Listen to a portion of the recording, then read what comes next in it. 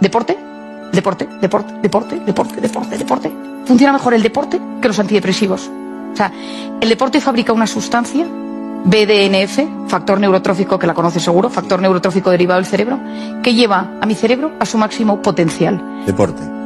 Segundo, aburrirme. Quiero que la gente vuelva a aburrirse. Un poquito, sin móvil. Aburrimiento sin culpa. Dejar que mi mente divague. Necesitamos divagar.